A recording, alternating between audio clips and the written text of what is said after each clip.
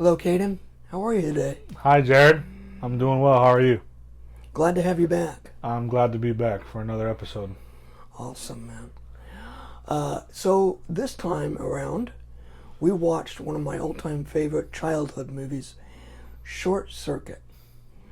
Yes, we did. I know what I think of it, of course. I grew up watching it, but Yes. what did you think? Man, first off, very funny. Unexpectedly hilarious. The jokes that not only number five makes, but the rest of the cast and crew.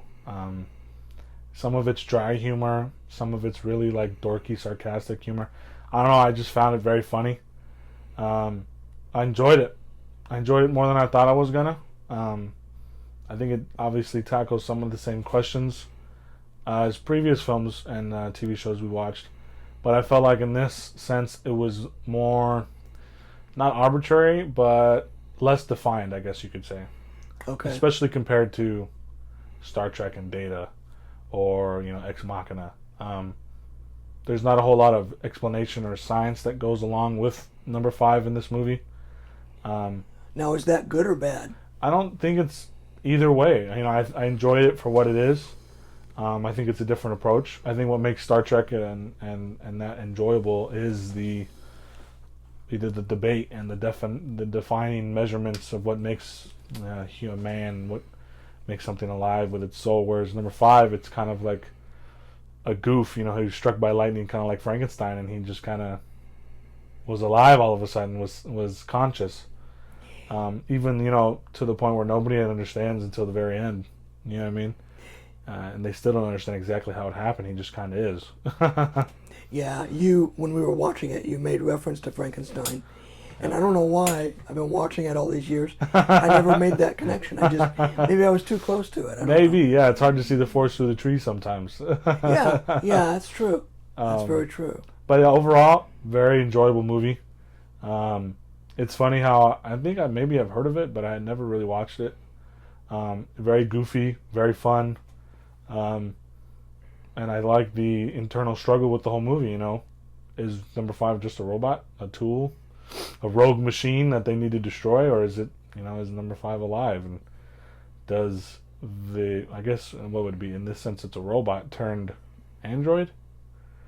It's not a cyborg. Robot turned android, I guess. Going back to a couple movies ago when we defined what an android is and what a robot is and what a cyborg is. I would say he's a robot turned android, I guess, by lightning. Well, I think you hit it on the nose earlier when you said it's just number five alive. It's really that simple. And I think that's might be the slogan for one of the slogans for the movie is number five is alive. Right. Yeah, it is. It is. Not super defined like we said earlier, and I think that's part of its charm. I don't think it matters so much in the sense that the fact that what matters is that he is alive now, and that he's trying to protect himself. He does no disassemble, Nova bad. Yeah. And watching it again, not only do I still love that movie, but there were some things I noticed that you have a lot of childlike characters. Yes. Number five is this kind of 5-year-old child. Yes. Wandering around trying to figure himself out. You have Newton Crosby, who's like this little 8-year-old kid in the candy store doing his work. And then you have Ben, who's the foreigner. Yeah. And he's like this child, like a teenager. Learning. Yeah. Making sexual jokes and innuendos and Yeah, stuff. And like that 13-year-old that hasn't learned his manners yet. And then the rest of the characters, Stephanie too. Yeah, she's fun, yeah. She's very naive and childlike in her own way. Yes. I don't know, I kind of looking at it again, she's more like the big sister to all these kids. Yeah. And then the adults are Schroeder and the general the Nova people staff and the owner Howard. Yeah. He's like the dad that's got to trying to keep everybody in line and kind of come back. Nobody will behave. Definitely make geared towards children in that sense. Not a super serious movie. Yeah. In that sense. I mean, it's serious, that they think number five dies and they want to kill him. And the dude the ex-boyfriend comes with a rifle and he's kind of a douchewad. But other than that, it's a very lightly toned film as far as its humor and the way it's written. It's not. I wouldn't say it's a super serious film. It's very fun. Yeah, and goofy. it's not dark or No. gritty or anything No, like no, that. no. It definitely feels like it was made and geared towards young kids. Would you say it is a film that it is what it should be? In what sense? Well, I don't know, just a more general sense. Like, it doesn't try to be something else that it's not. Sure. Like other films try to be. No, I think it's its own thing. No, nothing really comes to the top of my head. I made mention we were watching Wall-E, which almost looks exactly like number 5 in his robotic design. See, it's funny. I've heard of that, and I haven't seen that yet. It's on my list to watch. And you know, it's funny. I would say Wall-E is a more serious film than Short Circuit is, as far as its tone and what goes on. I won't spoil it for you.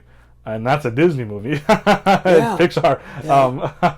No, I think it's fine for what it is. You know, I don't think it tries to be like a Terminator or really trying to define AI in a sense. I think it's just you get this fun, lovable character that, you know, the kids and people fall in love with instantly and want to see him succeed, or if we can even call it a him. You know, I think it makes it, obviously he's got a man's voice, so, you know, you just kind of give him man qualities. Number 5, I think he calls himself Steve or Kevin or something at the end. I forget what he names himself. He names himself Johnny. And Johnny. He goes through all those names. Steve, Kevin. What do I call myself? So, you know, and he has a crush on Stephanie, I think. He makes some few jokes, cute. which that was kind of a weird thing for me. Yeah, well, it's, you know, he's a little kid, and that's the only female that he knows, and it's kind of... Yeah, it is kind of weird in its own way if you stop and think about it. But if you just take it for what it is, it's cute. Like I said, I don't think you're even supposed to really super analyze this film. Because if you do, then you end up having problems with it that you shouldn't have. Yeah. It's not a serious film. It's not trying to be serious. Take it for what it is and enjoy it. Enjoy the goofiness and have fun with it. Don't be overly critical of anything or any plot points or any, you know, interrelational between the characters. It's not... It was never set out to be that, so don't try to make it like that. Yeah. Did you think it was a good adventure film as well? I did. Having them kind of run through the forests of Oregon, and he's messing with the animals, and he learns how to drive, and you know, Nova's trying to catch him the whole time, and he has a couple action sequences at the bar, and with the other robots, which was my favorite, where he kind of makes them the Three Stooges, and they start messing with each other. That was hilarious. It's a fun-loving adventure movie, and you know, at the end, and they're still traveling even when the movie's over, kind of setting up a sequel. When they go to, what is it, Montana or something? Schroeder has a big farm or 40 acres in Montana, and so that's where they're headed next. Still on the run, I guess you could say, because, you know, Nova. I mean, I guess not. Nova thinks they killed him, so so he's over and done with. So he's free to. He still has to be careful. Yeah. So, very enjoyable. What do you think about the movie? We spent all this time talking about what I think. Let's hear what you have to say with all your decades of experience. I have a different perspective because I've been watching it ever since I was a little kid. Like you said, it appeals to children. Yeah. And it definitely appealed to me as a kid and still as an adult, which is neat. In what way does it appeal to you? Well, just the whole thing. Even the childlike quality it has to it. Yeah. Kind of reminds you of your own innocence or the innocence of people, of children. Yeah. Like I said, it doesn't take itself too seriously, and that's part of its charm. Yes. It still has its charm. It still has its place. It's since become a classic. Okay. In my opinion. Yeah. I don't know if that's anything official, but but I think the fans certainly consider it a classic. Okay. I know I do. This film was this was the first one, and I'm going to show you the second one next. Okay. Because there's 2 of these films. I grew up watching both of them. I always liked the second film better. Really? It's set in New York, and it's Johnny Five unleashed on New York. Okay. And that's in itself just is really neat, and they didn't ruin it. They didn't Okay, they didn't cheap try- it down. Okay. You could say there are aspects in the original that are only good for the original Okay. and are better in a sense. But overall, I thought it was a great sequel, and it's personally my favorite one. Of the two films. But I'm interested to see what you think of that. We'll definitely watch that next. Absolutely. And because it's a whole completely different adventure in Yeah. itself. And even in this conversation itself, it's a little bit different. Usually we kind of try to deep dive into the deeper meaning of these films. And with Right. this, like you said multiple times, you can just take it at face value. Yeah. I think you do a disjustice to it by trying to overanalyze it. Yeah. Yeah. I don't think it was meant to be that, like, Dark City or Ex Machina or, Ghost in the Shell or the previous things we've watched. It's not super thought-provoking, and I don't think it's supposed to be. It's not geared towards adults. It's geared towards kids. You don't want kids Right. breaking their brains trying to figure out what it all means. Well, I think it's about friendship, but it's hard. Yeah, very simple themes. Yeah. Um, Yeah, and it's teaching kids good lessons. Yeah. So, like I said, again, very enjoyable film. This might be a shorter video than what you guys are used to just for that aspect. If you guys watch it, if you guys haven't seen it, check it out. Check out the sequel like we're going to do. Maybe you guys watch ahead and be prepared for next week's video. But yeah, let us know in the comments what you think. I mean, I feel like it'd be hard for anybody else to have a different opinion about this. If they don't like it, there's just something wrong with them. Yeah. That's just my opinion. It's a fun movie. Yeah. You might think it's too goofy or something like that, but other than that, it's pretty fun. The kids can watch it if you have children, little kids. Even some teenagers who don't get super bored easily, can find the joy and happiness in Short Circuit. So let us know what you guys think. Check it out. And as always, we appreciate you guys and watching this videos, and let us know how we did. If you guys have any feedback for us, I don't know if we've said that before.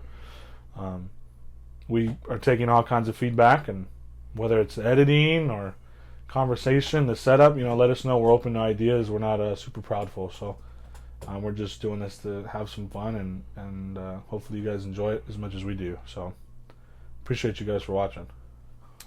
Well, Cayden, I don't have too much to add. In fact, I'll just kind of agree with you. And like Cayden said, and as always, like and subscribe. Just let us know if there's anything else we can do. Or if you guys have another movie that you want us to look at Yes. and review, let us know. Yeah, absolutely. That'd definitely be fun to do that. Absolutely. We'd like to hear from you guys. So Cayden, thank you again for being here. Absolutely. And My I look pleasure. forward to showing you Short Circuit too. All right. All right, Jared. Bye, everybody. God bless.